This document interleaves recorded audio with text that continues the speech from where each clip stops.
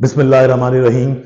प्यारे बच्चों, पिछली क्लास के लेक्चर में हमने exercise number second year math 6.5 में क्वेश्चन नंबर 3, क्वेश्चन नंबर 2 और क्वेश्चन नंबर 3 सॉल्व किया था।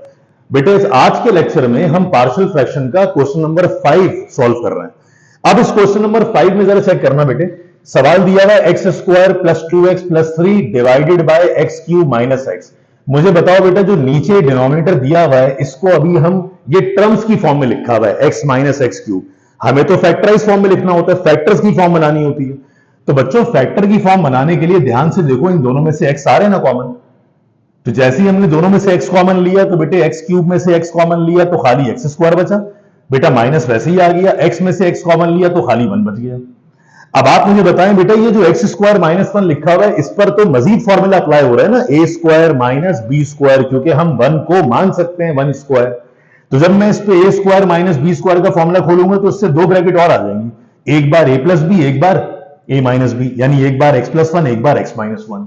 अब आप चेक करो बेटा, केस नंबर 1 के अकॉर्डिंग डिनोमिनेटर में 3 फैक्टर्स आ रहे हैं, 3 लीनियर नॉन रिपीटेड फैक्टर्स आ रहे हैं। तो ये केस नंबर 1 है।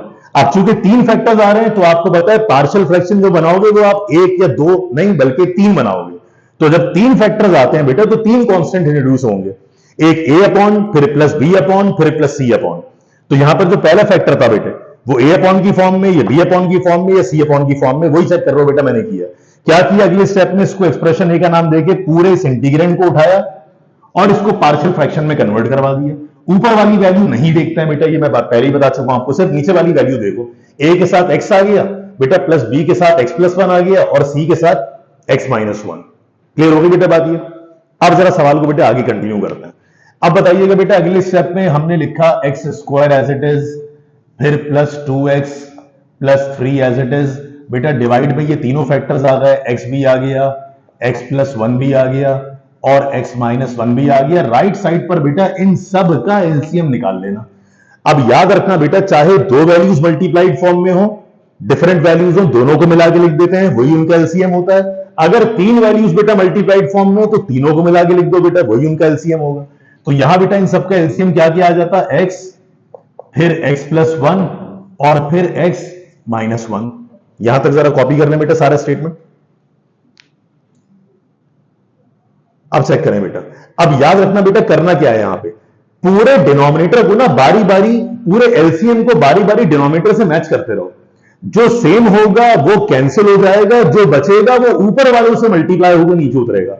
अब आप मुझे बताएं बेटे, पूरे एलसीएम को जब डिनोमिनेटर से मैच किया तो बताइए एक्स से एक्स कैंसिल, कौन कौन सी 2 ब्रैकेट बच गई, एक्स प्लस 1, एक्स माइनस 1, ये दोनों ब्रैकेट जाएंगी बेटा ए से मल्टीप्लाई हो गए।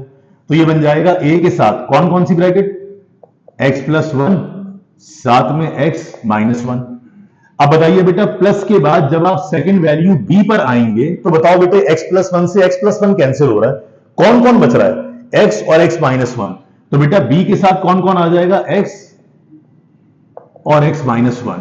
जब आखिर में बेटे सी पर आप आएंगे तो काइंडली जरा सी के साथ बताइएगा, एक्स माइनस 1 से एक्स माइनस 1 कैंसिल हो रहा है बेटा, जो बच गया वो जाके जब सी से मल्टीप्लाई होगा तो काइंडली जरा कंफर्म करें सी के साथ एक्स भी आ जाएगा और एक्स प्लस 1 भी आ जाएगा। क्लियर हो गई बात। मैं क्या बोल रहा हूं बेटे, जब तीनों को मिला के लिख देते हैं उनका एलसीएम आ जाता है तो पहले इस पूरे एलसीएम को डिनोमिनेटर से मैच करवाते हैं, जो सेम होते हैं वो कैंसिल हो जाते हैं, जो बचते हैं वो ऊपर वाले से मल्टीप्लाई होकर नीचे कॉपी होता है। तो चेक करो बेटा, एक्स से एक्स कैंसिल, ये दोनों बचे, ये दोनों ब्रैकेट ए से मल्टीप्लाई होकर कॉपी हो गई। बेटे एक्स प्लस 1 से एक्स प्लस 1 कैंसिल, ये दोनों वैल्यू पहली और आखिरी ये जाके बी के साथ आ गई। बेटे एक्स माइनस 1 से एक्स माइनस 1 कैंसिल, जो 2 ब्रैकेट बची थी वो जाके सी से मल्टीप्लाई होकर आ गई। बेटा अगले स्टेप में इस पूरे डिनोमिनेटर से पूरा डिनोमिनेटर कैंसिल करवा दिया, बाकी तमाम वैल्यूज बेटा same as it is copy कर देते हैं। तो ये हो जाएगा x square plus 2x plus 3। बेटा साथ में जरा चेक करना, ए के साथ वैल्यू आ गई एक्स प्लस 1 और वैल्यू आ गई एक्स माइनस 1।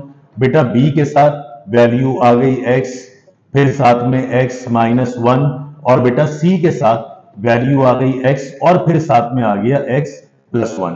अब बेटा ये वो इक्वेशन है जिसको सॉल्व करके हमें ए की वैल्यू, बी की वैल्यू और सी की वैल्यू निकालनी है। बेटा कॉलम वाइज काम कर लो तीनों के लिए, या वर्टिकल मेथड में काम कर लो, या आपकी मर्जी। बेटा मैं समझाने के लिए अब जरा देखता हूं कि इसमें तरीका बेहतर क्या रहेगा।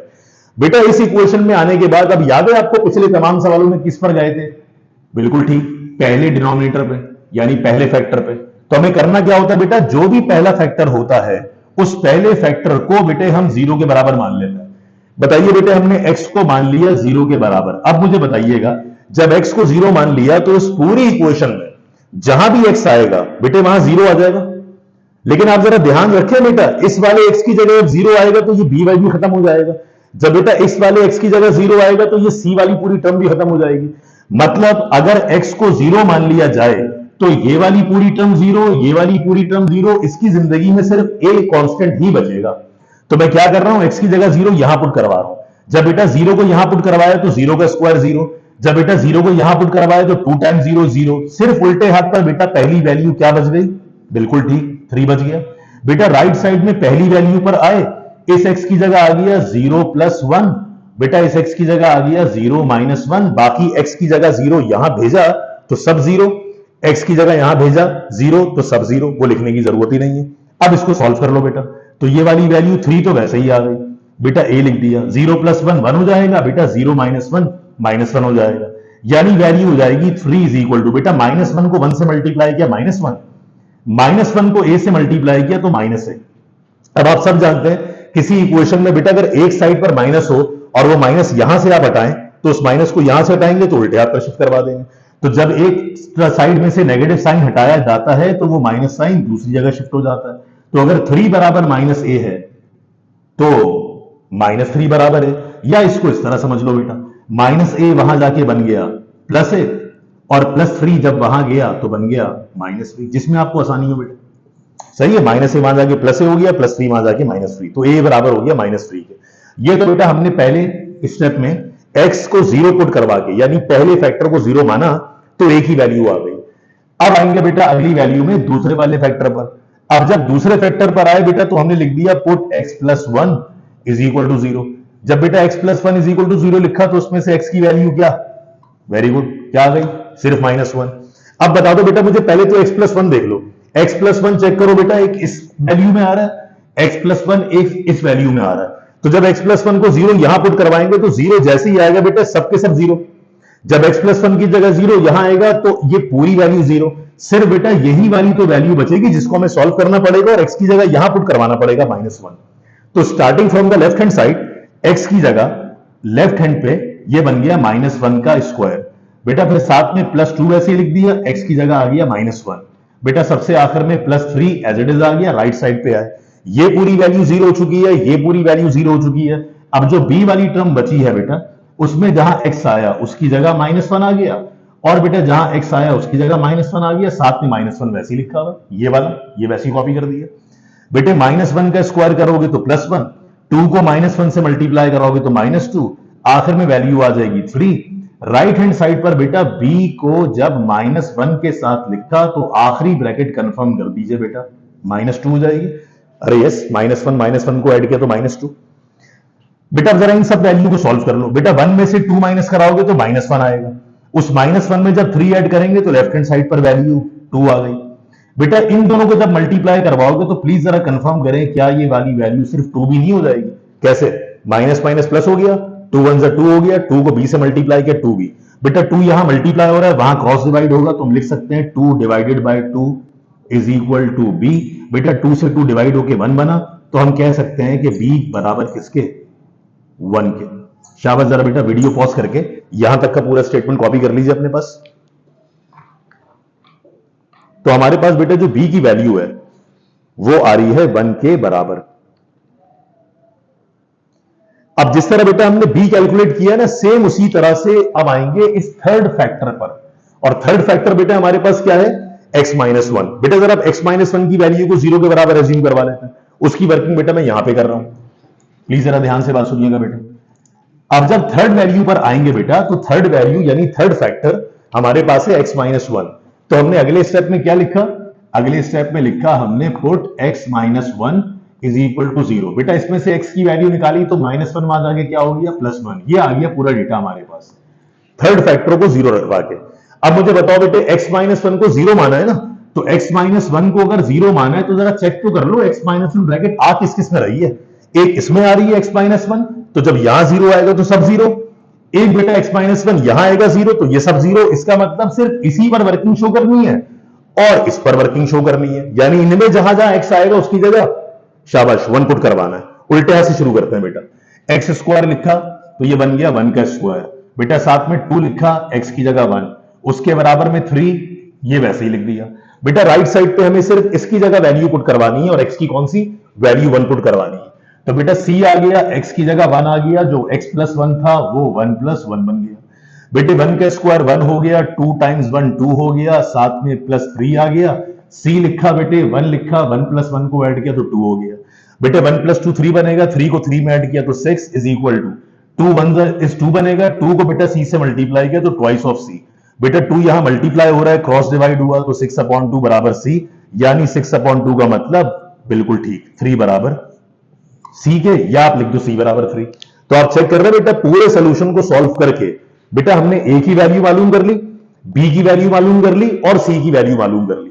अब आप जानते हैं बेटा कि a की वैल्यू जब यहां पुट होगी -3 तो -3/x हो जाएगा, बेटा b की वैल्यू 1 यहां पुट होगी तो 1/x + 1 हो जाएगा, और जब c की जगह बेटा 3 पुट होगा तो ये 3/x - 1 हो जाएगा।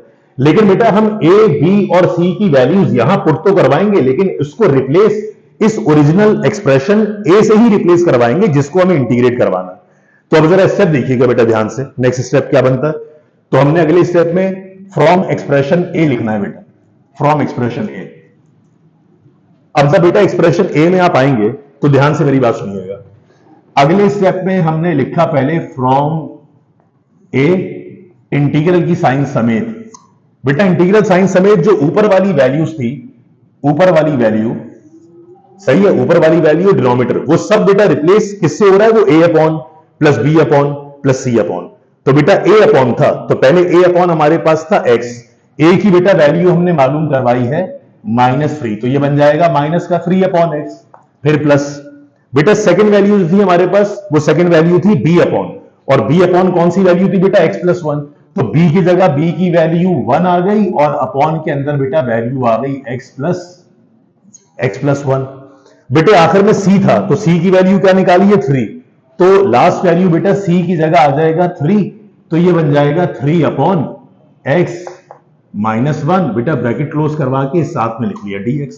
तो जो a/x plus b/x + 1 plus c/x - 1 जो वैल्यू बनी थी बेटा उसको लिख लिया हमने एज इट इज। अब जरा बेटा इसकी हर एक टर्म को अलग अलग इंटीग्रेट करवा दे, शाबाश। जब इसकी बेटा हर एक टर्म को आप अलग अलग इंटीग्रेट करवाएंगे, यानी आप इस ब्रैकेट को एक्सपेंड करवाएंगे, तो जरा वैल्यू चेक कर लो। अच्छा एक काम किया करो बेटे, जब आप इंटीग्रेशन अप्लाई कर रहे हो ना तो कांस्टेंट को उसी स्टेप में इंटीग्रल के सिंबल से अलग कर लिया करें। अब बताइए जब ये वाला इंटीग्रल इस पर अप्लाई होगा तो बेटा -3 हमने इंटीग्रल से अलग कर लिया तो अंदर x नहीं बचा, अंदर क्या बचा, शाबाश 1/x और साथ में dx। बेटा dx तो राइट साइड से अप्लाई हो रहा है, इंटीग्रल इधर से अप्लाई हो रहा है, किस पर 1/x पे, क्योंकि -3 तो बाहर गया इंटीग्रल से। अब जब बेटा सेकंड टर्म पर आओगे तो सेकंड टर्म तो वैसे ही कांस्टेंट 1 है, तो ये बन जाएगा जस्ट 1/x + 1, बेटा साथ में लिख दिया dx। बेटा लास्ट टर्म में जब कांस्टेंट आप 3 अप्लाई करेंगे और इंटीग्रल से बाहर लेके जाएंगे तो ये बन जाएगा 3 यानी 3 ब्रैकेट इंटीग्रल में 1/x - 1 और साथ में लिख दिया हमने dx। अब बेटा इसकी हर एक टर्म को हम अलग अलग इंटीग्रेट करवा देते हैं। तो शाबाश जरा बेटा पहली टर्म पर आ जाइए, -3 तो आ गया वैसे ही, बेटा x का डेरिवेटिव ऊपर गिवन है 1, तभी तो नीचे वाले के साथ लॉग लग गया। बेटा प्लस के बाद चेक करो, इस x का डेरिवेटिव ऊपर है 1, तभी तो नीचे वाले के साथ लॉग लग गया, तो बन गया log x + 1। बेटा नीचे भी x का डेरिवेटिव ऊपर 1 गिवन है, तभी तो आखिरी स्टेप में जो 3 था उस 3 के साथ बेटा वैल्यू बन जाएगी log of x - 1, आखिर में लिख दिया +c। ये हमारे पास बेटा रिक्वायर्ड इंटीग्रल का आंसर क्वेश्चन नंबर 5 का। आई होप कि बेटा आप लोगों को समझ में आ गई होगी बात, लेकिन फिर भी बेटा अगर कोई कमी पेशी रह गई हो तो उसके लिए बड़ी माजरत। आप काइंडली इस लेक्चर को ठीक तरह से देख लीजिए, लेकिन बेटा एग्जाम के लिहाज से ना ये सवाल बहरहाल इंपॉर्टेंट है, केस नंबर 1 का। आप काइंडली इस सवाल को ठीक तरह से प्रैक्टिस कर लीजिएगा, और अगर कोई भी अपनी राय आप देना चाहें तो कमेंट सेक्शन के अंदर आप काइंडली मुझे बता सकते हैं। अपना ख्याल रखिएगा बेटा, मिलते हैं आपसे इंशाल्लाह अगले लेक्चर में। अल्लाह हाफिज।